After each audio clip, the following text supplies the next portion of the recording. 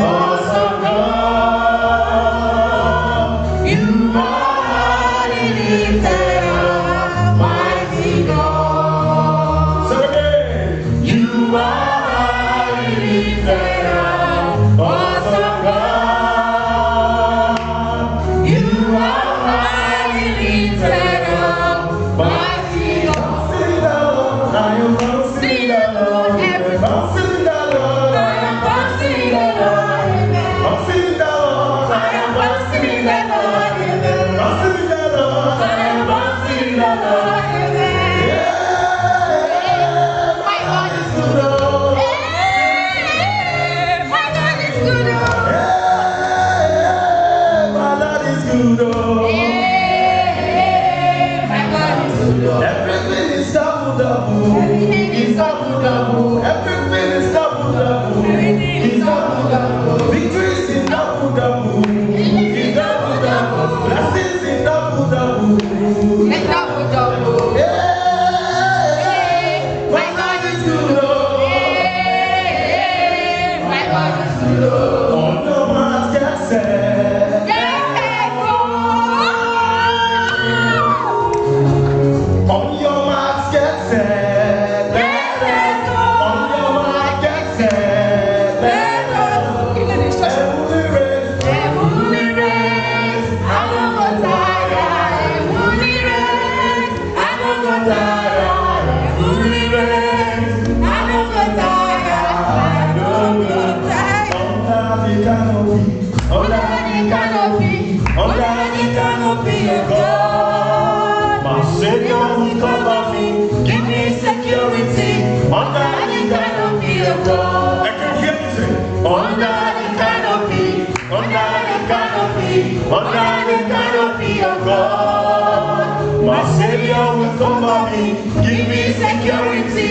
Under the canopy of God. Say it again. Under the canopy, under the canopy, under the canopy of God. My Savior will cover me, give me security, under the canopy of God. Awesome God, awesome God, mighty God, mighty God, awesome God, awesome God, mighty God, mighty God, we give you praise, awesome God.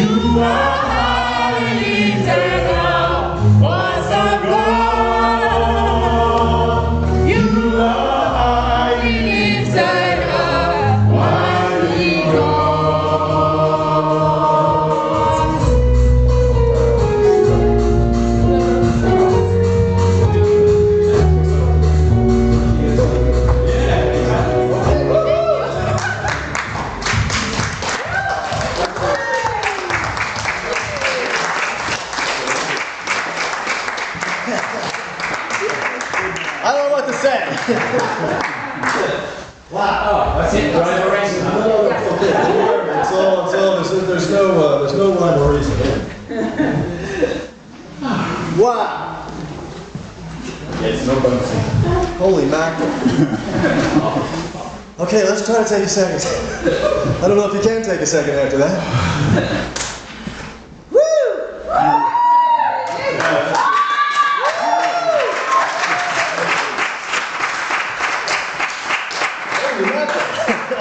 I'm not going to use a microphone, don't worry. Wow. That completely threw me out of sync. I say so myself. Well, I don't know what to say.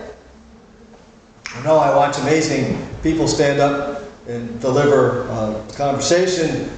Stephen Cottrell, the Archbishop of York, extraordinary. Of course, our own Archbishop Michael Curry, our own Bishop Mark. They're all really good at standing up and delivering homilies, sermons, whatever you want to call them, without notes, etc. So I thought I would try that, but then these guys came and lit the church up in a way that I've never experienced since I've been coming to Christ Church. But what an absolutely fabulous experience that was. So.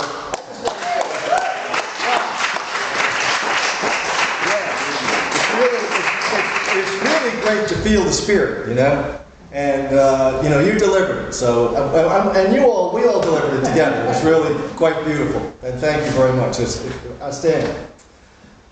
Okay, so, the gospel.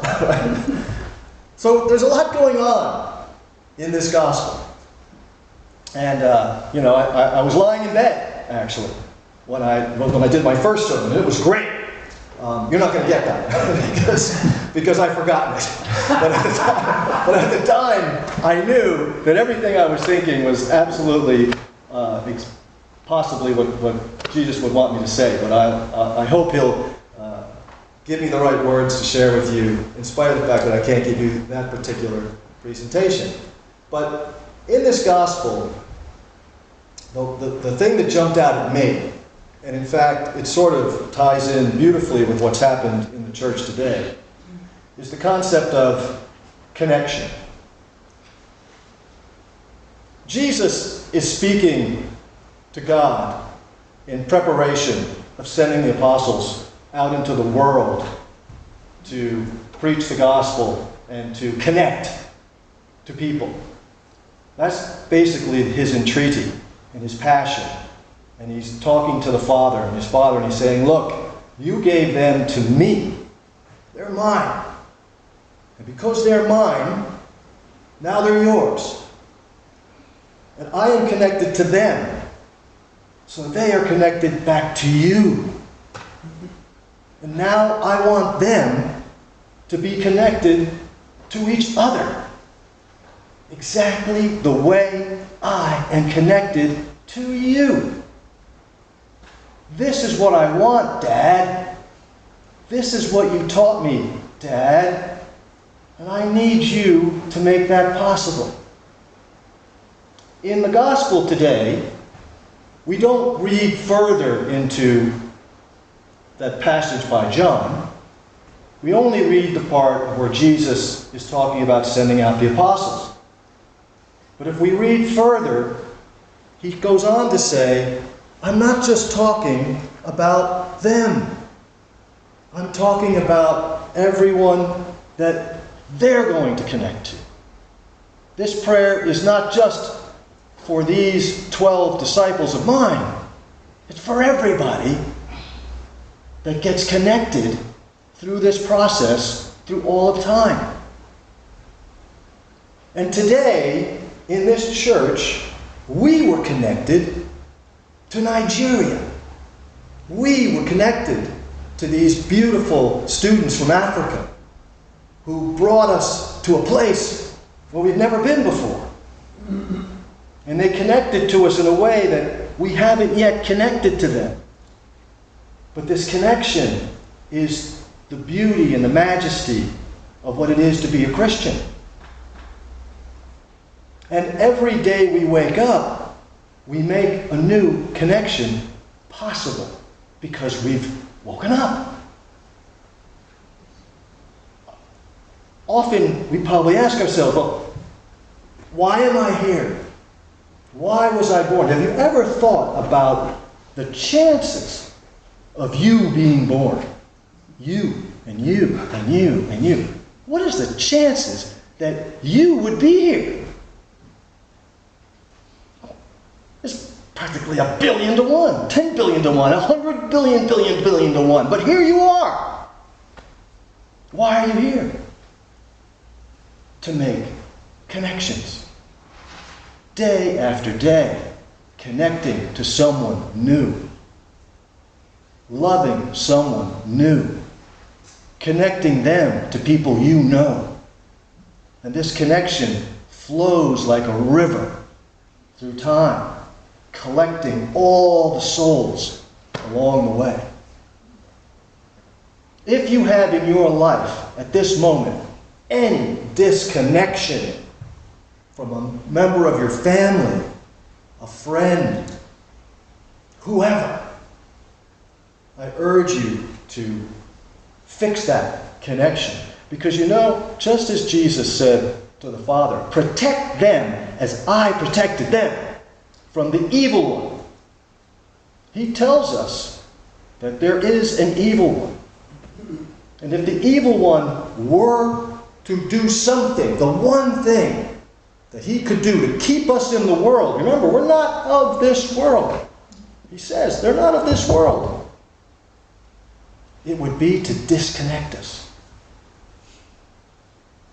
That's how Satan would work. Disconnect us from each other. Stop us from connecting to each other through any mechanism he can possibly use. I don't want to predict what these mechanisms are, but they are sometimes a simple argument, a misunderstanding, language, artificial intelligence. I don't know. But anytime we see anything that is a disconnect from each other and from those who we have a possibility of connecting with in the future, be very careful of that. We need to remain connected, and we need to continue to connect day after day. That is why we're here. That's why you were given this chance in 100 billion trillion zillion to be in this church, in this moment, connecting to each other.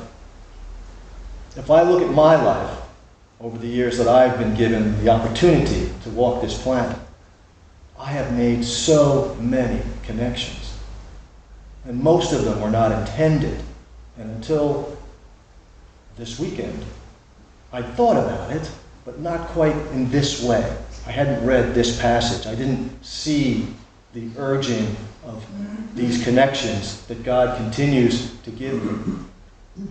He dropped me in France, where I still can't understand a word of French when people speak to me. I was at a party yesterday, and I sat at a table for 2.5 hours. I didn't know what anyone said. But I connected with every one of those people at that table. There was a way for me to connect to them.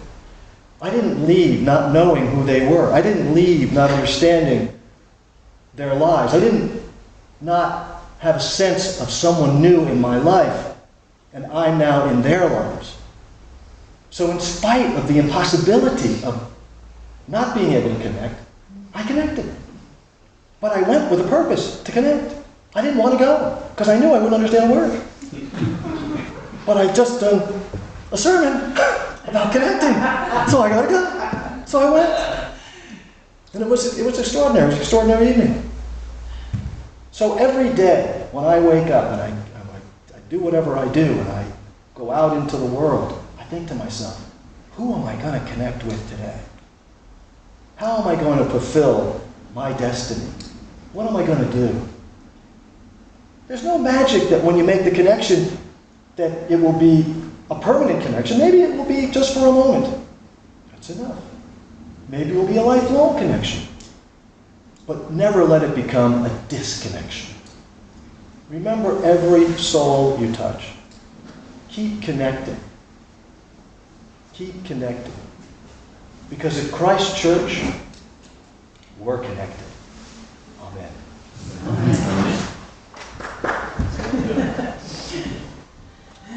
Okay. We're going to follow that with the Nicene Creed, which we can find on page 358 in your red book. And can I just say that saying this connects us to every other Christian throughout the world. Amen. Thank you, Alice. Oh, let me do one thing. Pardon me. Winging It Sunday. My bald head is now clearly visible on the screen for anyone who wants to